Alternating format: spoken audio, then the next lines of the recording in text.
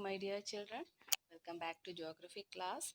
So in the last week, we have discussed so many important factors related to weather and climate, isn't it? Okay, so today we will discuss the important peculiarities or the important latitudes we already learned in 6th standard, isn't it?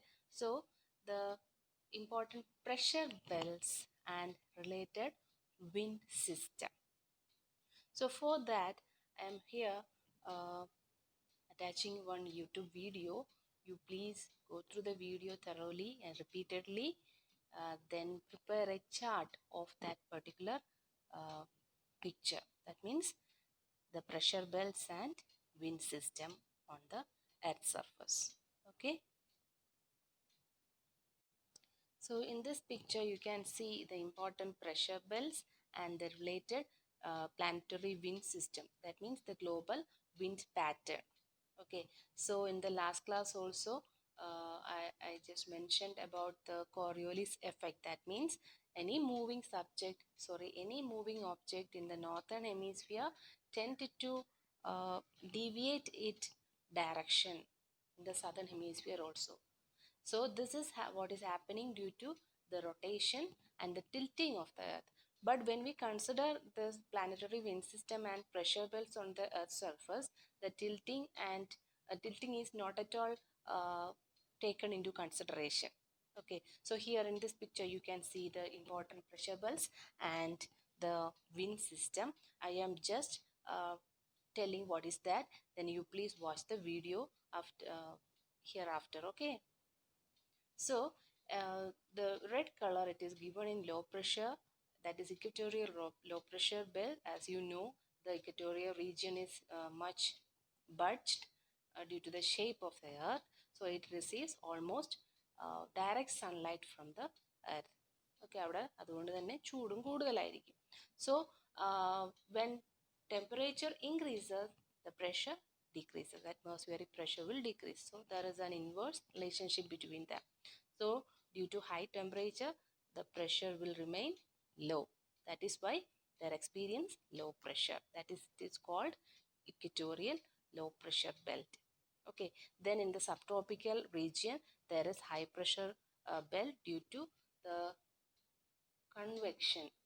Okay, then next is subpolar low pressure, and you can see the polar high pressure. So polar high pressure means the temperature is much lower there, so the pressure is high. Okay, so I am attaching the video here. You please go through the video. നിങ്ങൾ ആ video നന്നായിട്ട് കാണുക. 2-3 പ്രാവശ്യം കണ്ടതിന് ശേഷം picture നമ്മുടെ text ബുക്കിനകത്ത് തന്നെ ഉണ്ട്, അത് നോക്കി വരയ്ക്കാം. വൃത്തിയായി നന്നായിട്ട് ഒരു ചാർട്ട് പേപ്പറിൽ വരയ്ക്കുക. Then one more important thing, please no need to send this picture to your teacher, me or the teacher. Okay, keep it safe. Whenever the school opens, yes, the teachers will go through that. Okay, നിങ്ങൾ വരച്ചു വെച്ചാൽ മാത്രം മതി. Okay, thank you. Various pressure belts and wind patterns that have developed on planet Earth. While understanding the basic concepts behind the development of pressure belts, we will not take into consideration the tilt of the axis and the influence of land-water distribution.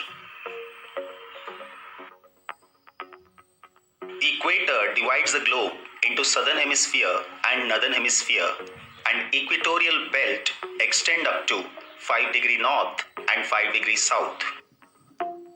Equatorial region receives nearly vertical rays of the sun, and this heats up the air near the equator. When temperature increases, pressure decreases. So, along the equator we have low pressure, and we call this region as equatorial low pressure belt. The warm air starts rising up in the troposphere, and as the warm air is rising, the temperature drops. After rising up to a certain point, it stops rising upwards because it becomes cooler and it is obstructed by tropopause. So, the air spreads out. The air starts moving in the southern and northern direction. As the air is moving, it becomes denser and after a certain point, it sinks down to the surface. So, at around 30° north and south, we have sinking air. This sinking air is cool air, so it forms high pressure systems. These regions are called as subtropical high pressure belts because these regions lie outside the tropical region and at the same time adjoining the tropical region. The sinking air now moves towards north and south. So, along the equator, the warm air rises, spreads out, and cools and sinks down. In this way, it develops convectional currents. At the poles, the sun rays are very much inclined. So we have cold air that sinks. These regions are known as polar highs. In the northern hemisphere, the air moves towards the south, and in the southern hemisphere, the air moves towards north.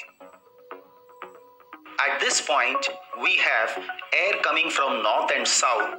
So, at this point, the air converges and rises up. These regions are known as subpolar lows. So, at 60° latitudes, we have low pressure system because we have rising air. Along the equator, the air is rising because of convection, and at subpolar lows, we have rising air because of convergence. This rising air also spreads out, cools and sinks. Same things happen in the southern hemisphere. On the surface of the earth, along the equator, the winds move from high pressure regions to low pressure regions. That is from subtropical highs to the equatorial low in the northern and southern hemisphere.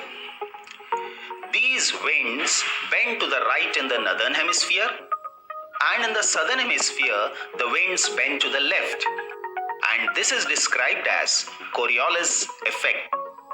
The winds bend to the right and left in the northern and southern hemisphere respectively because the earth is spherical in shape and the earth rotates from west to east. In the same way, in between 30 and 60° north and south,